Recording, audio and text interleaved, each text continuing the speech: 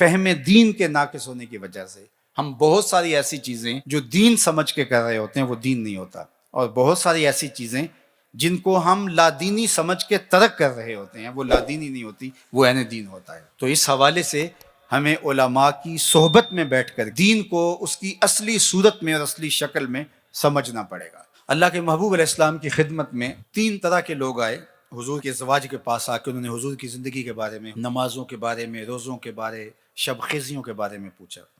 تو ازواج مطہرات نے بیان کیا، انہوں نے کہا حضور علیہ السلام کے تصدق سے تو حضور کی امت کے اگلے پچھلے گناہوں کو معاف کر دیا گیا ہے، تو ہم تو اس درجے پہ نہیں پہنچ سکتے۔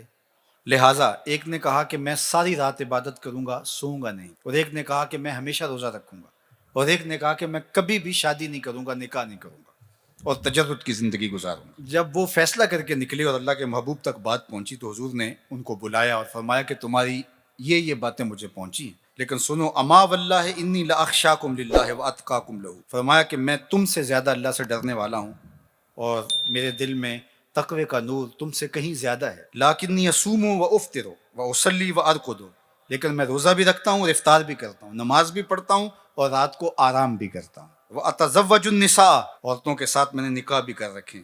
فمن راغب عن سنتی فلیس منی، جس نے میری سنت سے اعراض کیا اس کا میرے ساتھ کوئی تعلق نہیں ہے۔ یہ حضور نے تب ارشاد فرمایا۔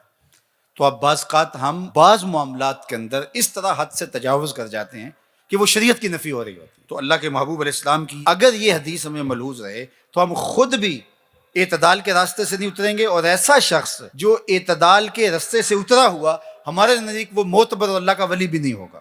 کتنے ایسے لوگ کہ جن کا فہم دین تو ناقص ہے ہی ہے، اچھے مسلمان ہونا دور کی بات ہے، وہ اچھے انسان بھی نہیں ہیں، اور ہم ان کو سمجھتے ہیں کہ یہ پہنچے ہوئے ہیں، اور ان کے ارد گرد لوگوں کا ہجوم اور لوگوں کی کثرت ہوتی ہے، تو یہ ہمارا فہم دین ناقص ہے کہ ایسے لوگ بھی اس مارکیٹ میں چل جاتے ہیں۔ دین کو پوری طرح سے اختیار کرنا ہوگا۔ آپ اعتدال کی راہ پہ گامزن ہوں گے تو پھر ہر ایک کا حق ادا کر رہے ہوں گے۔ ماں اپنی جگہ پہ ہوگی، بیوی اپنی جگہ پہ ہوگی، دوست اپنی جگہ پہ ہوں گے، والدین اپنی جگہ پہ ہوں گے، آپ دنیا داری کے معاملات کو بھی نپٹا رہے ہوں گے، لے کے چل رہے ہوں گے، اور دین کے فرائض واجبات اور سنن مستحبات بھی آپ سے نہیں چھوٹ رہے ہوں گے۔ سارا نظام ساتھ چل رہا ہوگا، نہ یہ ہے کہ ایک جہت چلیں تو دوسری جہت کو ترک کر دیا جائے۔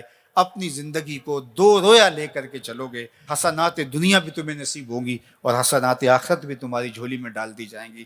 تو دین کامل، اکمل اور مکمل نظام کا نام ہے۔